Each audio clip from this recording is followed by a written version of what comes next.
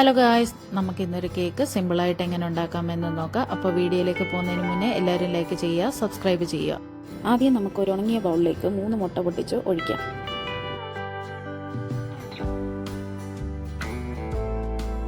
ഇനി നമുക്ക് ഇതിലേക്ക് 1 കപ്പ് പഞ്ചസാര ഇട്ട് കൊടുത്ത് വിസ്ക് വെച്ച് നല്ലോണം ബീറ്റ് ചെയ്യണം.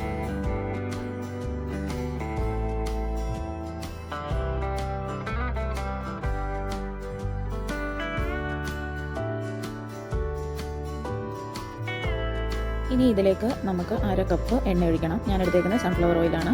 ഏതാണോ നമ്മൾ മെഷറിംഗ് കപ്പ് യൂസ് ചെയ്തേക്കുന്നത് അതിൽ 1/2 കപ്പ് എണ്ണ ഒഴിച്ച് കൊടുത്തതിന് ശേഷം വിസ്ക് വെച്ചിട്ട് പതുക്കെ ഒന്ന് ബീറ്റ് ചെയ്ത് കൊടുക്കാം. നല്ലോണം അതൊന്ന് മിക്സ് ആവുന്നിടം വരെ ഒന്ന് ബീറ്റ് ചെയ്ത് കൊടുക്കും. ഇനി നമുക്കിതിലേക്ക് ഒരു 1/2 കപ്പ് പാൽ ഒഴിച്ച് കൊടുക്കാം. പാൽ ഒഴിച്ച് കൊടുത്തതിന് ശേഷം പതുക്കെ ഇതൊന്ന് മിക്സ് ആക്കി കൊടുക്കാം. ഇനി നമുക്ക് ഇതിലേക്ക് 1 ടീസ്പൂൺ വനീല എസൻസ് പൗഡർ ചേർത്ത് കൊടുക്കാം. എന്നിട്ട് ഇതെല്ലാം കൂടെ മിക്സ് ചെയ്യാം.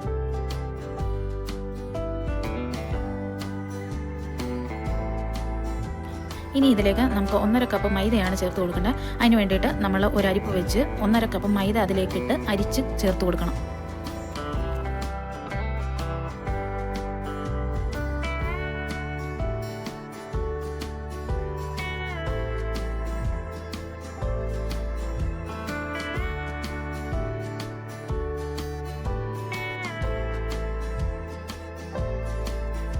ഇനി നമുക്കിതിലേക്ക് 1/2 ടീസ്പൂൺ ബേക്കിംഗ് പൗഡറും 1/2 ടീസ്പൂൺ ഉപ്പും ഇട്ട് നല്ലപോലെ ഇളക്കി കൊടുക്കാം.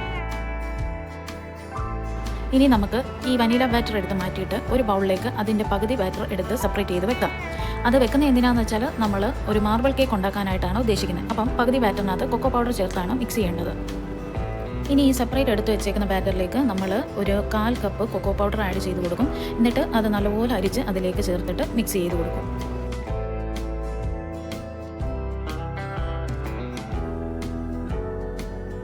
ഇതിലേക്ക് നമ്മൾ ഇനി 1/4 കപ്പ് പാലൊഴിച്ച് കൊടുത്തിട്ട് നല്ലോണം മിക്സ് ചെയ്ത് കൊടുക്കുന്നു.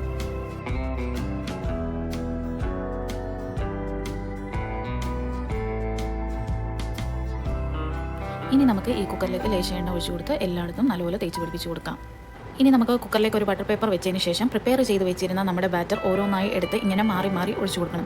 ഇതിങ്ങനെ മാറി മാറി ഒഴിച്ചു കൊടുക്കുമ്പോൾ നമുക്ക് ആ ഒരു മാർബിൾ കേക്കിൻ്റെ അല്ലെങ്കിൽ ആ സീബ്ര കേക്കിൻ്റെ ആ ഒരു ലെയറായിട്ട് ഫോം ചെയ്ത് കിട്ടത്തുള്ളൂ. ഇത് ഒഴിക്കുമ്പോൾ നമ്മൾ സൂക്ഷിക്കണം, ഓരോ കൺസിസ്റ്റൻസിയിലും കറക്റ്റ് അളവിൽ ഒഴിച്ചില്ലെങ്കിൽ ഇത് താഴത്തെ ലെയർ കവർ ചെയ്തു പോകും. എൻ്റെ ഏകദേശം അങ്ങനെ വനീല ബാറ്റർ ഒഴിച്ചപ്പോഴത്തേക്ക് കവർ ചെയ്തു പോയിരുന്നു. പക്ഷേ കുഴപ്പമില്ല, നമ്മളങ്ങനെ ചെയ്താലും നമ്മൾ ലാസ്റ്റിൽ ഇതെല്ലാം ചെയ്തതിന് ശേഷം നമ്മൾ ആ ഒരു ഇതിൻ്റെ ഷേപ്പ് നമുക്ക് ഏകദേശം കിട്ടും.